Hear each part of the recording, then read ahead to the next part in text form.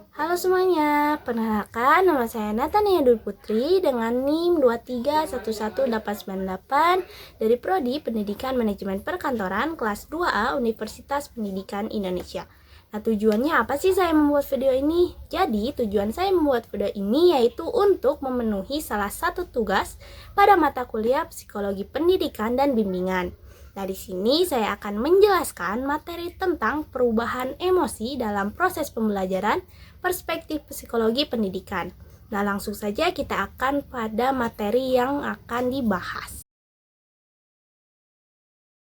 Nah, pada materi pertama tentang apa sih emosi itu dan apa peran emosi dalam proses pembelajaran, emosi sendiri berasal dari kata emotus atau emover yang berarti sesuatu yang mendorong terhadap sesuatu. Atau dapat dikatakan emosi merupakan reaksi yang terorganisir terhadap suatu hal yang berhubungan dengan kebutuhan, tujuan, dan ketertarikan atau minat individu. Lalu pembelajaran merupakan proses untuk membantu peserta didik agar dapat belajar dengan baik.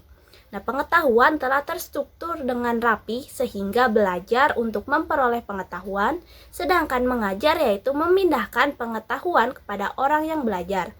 Tentunya emosi memiliki peran penting dalam proses pembelajaran dan pencapaian akademik peserta didik.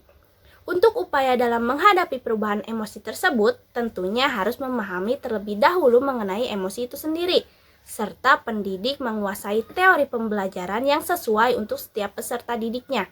Dengan memahami ini dapat memberikan pengetahuan tentang bagaimana individu memperoleh pengetahuan, mengembangkan keterampilan, dan mengelola emosi mereka selama proses pembelajaran. Selanjutnya yaitu ada proses terjadinya emosi. Nah, yang pertama yaitu karena pengalaman subjektif. Nah, ini bertindak sebagai stimulus yang memantik amigdala atau wilayah otak yang terlibat dalam proses emosi. Nah, sehingga menghasilkan respon emosional terhadap stimulus. Misalnya ketika ada anggota keluarga yang meninggal.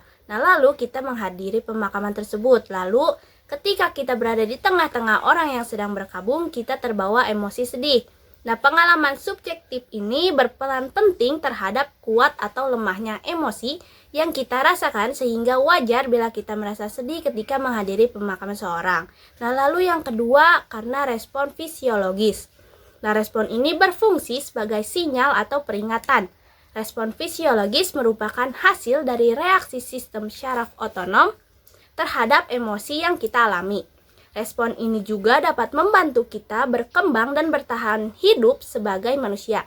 Contohnya, di saat kita sedang berusaha keras untuk mengatasi rasa cemas ketika sedang berbicara di depan umum, maka kita sering merasakan seperti mual atau keringat dingin, ataupun misalnya ketika kita merasa kaget atau takut, jantung kita otomatis berdebar dengan kencang. Nah, hal tersebutlah yang dinamakan fisiologis. Lalu yang ketiga ada respon perilaku. Nah, respon ini dapat berupa senyuman, seringai, tawa, ataupun lainnya. Respon perilaku penting untuk memberikan isyarat kepada orang lain mengenai perasaan kita. Contohnya, ketika kita merasa senang, tentunya otomatis respon perilaku kita tersenyum ataupun tertawa. Nah, dapat dikatakan bahwa respon perilaku terhadap stimulus, baik positif maupun negatif, akan baik untuk kesehatan kita secara keseluruhan daripada menahan emosi tersebut. Mengetahui proses bagaimana terjadinya emosi, selanjutnya kita akan membahas mengenai fungsi atau peranan emosi pada anak. Nah, yang pertama fungsi emosi yaitu sebagai bentuk komunikasi. Anak dapat menyatakan segala kebutuhan atau perasaannya kepada orang lain. Misalnya, ketika anak merasakan sakit atau marah, biasanya anak tersebut mengekspresikan emosi dengan cara menangis, dan hal ini merupakan bentuk komunikasi anak dengan lingkungannya pada saat dia belum mampu mengutarakan perasaan dalam bentuk bahasa verbal. Lalu yang kedua yaitu fungsinya berpengaruh terhadap kepribadian dan penyesuaian diri anak dengan lingkungan sosial. Nah, tingkah laku anak yang ditampilkan merupakan sumber penilaian lingkungan sosial terhadap dirinya. Penilaian ini akan menentukan cara lingkungan sosial memperlakukan seorang anak, sekaligus membentuk konsep diri anak berdasarkan perlakuan tersebut. Contohnya, ketika anak sering menangis, lingkungan sosial akan menilainya dengan anak yang cengeng. Nah, anak tersebut akan diperlakukan sesuai dengan penilaiannya. Misalnya seperti mengolok-olok anak atau mengucilkannya. Nah, hal tersebut dapat mempengaruhi kepribadian dan penilaian diri anak. Selanjutnya yaitu mengenai perkembangan emosi. Nah, perkembangan emosi merupakan kemampuan untuk memahami serta mengendalikan segala bentuk pikiran dan perasaan dengan cara yang sehat. Perkembangan emosi pada anak mengacu pada bagaimana cara anak tersebut memahami diri sendiri, menyelesaikan konflik, membuat keputusan, dan berinteraksi dengan orang lain. Lalu ada jenis perubahan emosi. Nah, yang pertama yaitu rasa takut. Ketakutan berfokus pada bahaya dengan cara yang sama seperti kita takut pada kegelapan dan imajinatif yang terkait dengan kegelapan, kematian atau cedera, kilat guntur, dan karakter seram yang ditemukan di dalamnya seperti buku dongeng, film, televisi, kartun. Anak-anak memiliki sedikit kesempatan untuk beradaptasi dengan situasi. Nah, tapi bersama perkembangan mental dan bertambahnya usia anak, mereka dapat beradaptasi dengan lingkungan sekitar. Lalu yang kedua ada rasa marah. Emosi marah terjadi pada saat individu merasa dihambat, frustasi karena tidak mencapai yang diinginkan, dicerca orang, diganggu atau dihadapkan pada suatu tuntutan yang berlawanan dengan keinginannya. Nah, kemarahan membuat individu sangat bertenaga dan impulsif. Lalu yang ketiga ada gembira. Perasaan ini dapat diekspresikan dengan tersenyum ataupun tertawa. Dengan perasaan senang, orang dapat merasakan cinta dan kepercayaan diri. Perasaan gembira ini juga ada dalam aktivitas kreatif pada saat menemukan sesuatu, mencapai kemenangan, ataupun aktivitas reduksi stres. Lalu yang keempat ada sedih. Dalam kehidupan individu akan merasa sedih pada saat ia berpisah dari yang lain, terutama berpisah dengan orang-orang yang dicintainya. Perasaan terasing, ditinggalkan, ditolak, atau tidak diperhatikan dapat membuat individu merasa bersedih. Lalu ada tahap pengembangan anak. Nah, menurut Erikson, yang pertama yaitu the sense of truth atau kemampuan mempercayai. Kemampuan ini mulai sejak bayi lahir karena diliputi oleh suasana hangat, mesra, dan kasih sayang oleh ibu terhadap anak dan anggota keluarganya. Nah, kemampuan ini didasarkan kepercayaan pada orang lain, diri sendiri, dan percaya bahwa hidup penuh dengan kebaikan. Nah, anak yang tidak memahami kemampuan ini dapat mengalami kesulitan dalam hidupnya, seperti kurang peka terhadap kebaikan dan kebahagiaan hidupnya dan kurang mempercayai diri dan orang lain. Lalu yang kedua, the sense of autonomy atau kemampuan berdiri sendiri. Tahap ini, anak menghadapi tugas untuk mempertegas kehadirannya sebagai manusia yang mempunyai kesadaran dan kemauan sendiri, serta dapat berdiri sendiri walaupun dalam hal tertentu masih membutuhkan bantuan orang lain. Nah, pada masa ini, pendidik harus terus memantau anak tersebut dan jangan sampai meremehkan keberadaan anak tersebut. Yang ketiga ada the sense of initiative atau kemampuan berprakarsa. Nah, tahap ini, anak ingin menemukan kemampuan yang tersimpan dalam dirinya. Dia mencari kesempatan dan rasa kebebasan untuk mengembangkan kemampuannya dengan cara banyak mencoba, meniru orang lain, mengembangkan daya fantasinya, kreativitasnya, dan inisiatifnya. Banyak ejekan ataupun tekanan dapat menghambat perkembangan tersebut. Nah, maka anak membutuhkan dorongan, penghargaan, dan juga dukungan. Yang keempat yaitu ada the sense of accomplishment atau kemampuan menyelesaikan tugas. Tahap ini anak akan nampak rajin dan aktif karena ingin menyelesaikan tugas yang dirasakan pada dirinya. Oleh karena itu, penting untuk menjaga perasaan anak, jangan sampai anak merasa dirinya rendah diri dan kurang percaya diri. Tahap ini disebut juga umur sekolah. Nah, anak tersebut harus mampu untuk memperoleh kepuasan karena ia ingin berhasil dan rasa keberhasilan ini akan memperkuat perkembangan kepribadiannya. Yang kelima yaitu the sense of identity atau kemampuan meyakini identitasnya. Nah, periode ini disebut periode remaja atau adolescensi di mana anak mencari jati dirinya. Dalam mencari keseimbangan dalam dirinya, dia mencoba untuk memainkan berbagai peran yang dimana dia mengidentifikasi dirinya dengan berbagai tokoh yang dianggapnya berkepribadian dan dia menilainya. Lalu yang keenam tahap kedewasaan. Nah, yang pertama ada intimate atau keakraban, memperlihatkan kedekatan pada lain jenis seperti persahabatan, kepemimpinan, kasih sayang, cinta perjuangan, persaingan, dan cita-cita. Lalu yang kedua ada generativity atau kemampuan mengurus. Nah, kemampuan yang dimana seseorang mampu mengurusi orang lain baik terhadap keluarga maupun masyarakat sehingga membentuk keluarga. Lalu yang ketiga ada integrity atau integritas kepribadian. Nah, tingkat kedewasaan yang penuh rasa tanggung jawab yang dapat menerima dirinya dan orang lain, memiliki rasa sayang terhadap sesama manusia, serta memiliki kejiwaan yang stabil dan otentik. Materi selanjutnya yaitu mengenai teori pembelajaran. Nah, pemahaman ini merupakan upaya mengenali realitas kondisi objektif terhadap anak yang sedang mengalami proses belajar dalam rangka proses pertumbuhan dan perkembangan menuju kedewasaan. Yang pertama yaitu teori kognitif. Merupakan teori belajar yang ingin menekankan kemampuan berpikir kompleks serta melakukan pemecahan masalah dibandingkan dengan hanya sekedar menguasai pengetahuan umum lewat hafalan atau latihan saja. Nah, lalu ada ciri dari belajar kognitif. Yang pertama yaitu memusatkan perhatian pada berpikir atau proses mental anak, bukan hanya sekedar hasilnya.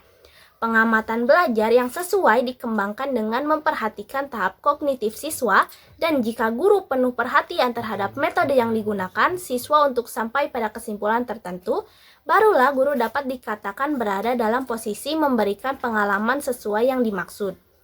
Lalu yang kedua ada mengutamakan peran siswa dalam berinisiatif sendiri dan keterlibatan aktif dalam kegiatan belajar. Pada teori ini menekankan pengajar untuk tidak mendapat penekanan melainkan didorong untuk menemukan sendiri pengetahuan melalui interaksi dengan lingkungannya. Yang ketiga yaitu memaklumi akan adanya perbedaan individual dalam hal kemajuan perkembangan. Nah, teori ini mengasumsikan bahwa seluruh siswa tumbuh melewati urutan perkembangan yang sama. Namun, pertumbuhan itu berlangsung pada kecepatan yang berbeda. Sebab itu, guru mampu melakukan upaya untuk mengatur kegiatan kelas dalam bentuk kelompok kecil daripada bentuk kelompok yang utuh. Lalu ada prinsip dari teori kognitif. Nah, yang pertama, peserta didik akan lebih mampu mengingat dan memahami sesuatu apabila pelajaran tersebut disusun berdasarkan pola dan logika tertentu. Yang kedua, penyusunan materi pelajaran harus dari yang sifatnya sederhana ke materi yang sifatnya lebih rumit. Yang ketiga, belajar dengan memahami akan lebih baik dibandingkan menghafal tanpa pengertian. Yang keempat yaitu perbedaan individu pada setiap peserta didik harus diperhatikan karena sangat mempengaruhi proses belajar. Yang kedua ada teori humanistik. Nah, teori belajar yang tergerak dari dalam diri manusia berdasarkan keinginan dan kebutuhannya sendiri dalam berbagai proses pemenuhan, aktualisasi, pemeliharaan, hingga peningkatan diri. Lalu ciri dari pembelajaran ini yaitu yang pertama mengutamakan ide siswa. Pembelajaran akan merespon perasaan siswa dalam menggunakan ide-ide siswa untuk berinteraksi dalam pembelajaran yang sudah direncanakan. Yang kedua berdiskusi dengan siswa. Lalu ada menghargai siswa. Nah, guru menghargai siswa sebagai manusia yang memiliki kebutuhan untuk kepribadiannya. Lalu ada memiliki kesesuaian antara perilaku dan perbuatan, dan ada menyesuaikan isi kerangka berpikir siswa. Lalu tujuan dari teori ini yaitu untuk mendorong siswa menjadi mandiri dan independen dalam mengambil tanggung jawab untuk pembelajaran mereka, menjadi kreatif dan inovatif, serta menjadi ingin tahu tentang dunia di sekitar mereka. Lalu prinsip dari teori humanistik itu yang pertama, guru mendorong siswa untuk berpartisipasi secara aktif melalui kontrak belajar yang sifatnya jujur, jelas, dan juga positif. Yang kedua, materi pendidikan dilihat dari sudut pandang pelajar, bukan guru. Yang ketiga yaitu guru berperan sebagai fasilitator yang aktif merespon sikap dan ide pelajar, berdiskusi dengan mereka, menghargai anak didiknya, serta menyesuaikan diri dengan cara berpikir murid. Dan adapun yang keempat, guru menghargai pendapat dan perasaan peserta didik sehingga tumbuh penerimaan dan saling percaya antara pendidik dengan muridnya. Lalu yang terakhir, guru harus bersikap lebih sensitif dan peka terhadap respon yang diberikan oleh pelajar. Yang ketiga yaitu teori behavioristik, teori belajar yang menitik beratkan pada perubahan tingkah laku dari peserta didik yang terjadi akibat dari interaksi antara dorongan dan respon. Teori ini menganggap tingkah laku manusia berhubungan erat dengan rangkaian stimulus respon atau interaksi antara dorongan dan respon.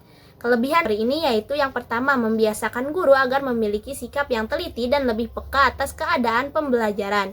Yang kedua, guru tidak terlalu sering memberikan ceramah sehingga siswa dapat terbiasa belajar secara mandiri. Yang ketiga, teori behavioristik sangat tepat dikarenakan pada anak yang masih memerlukan pengaruh dari orang dewasa, senang mengulang dan perlu perasaan, senang meniru dan senang dengan berbagai penghargaan secara langsung. Lalu adapun kekurangan dari teori ini.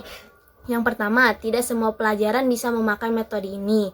Yang kedua, siswa yang dianggap pasif memerlukan dorongan dari luar dan penguatan yang diberikan guru sangat berpengaruh.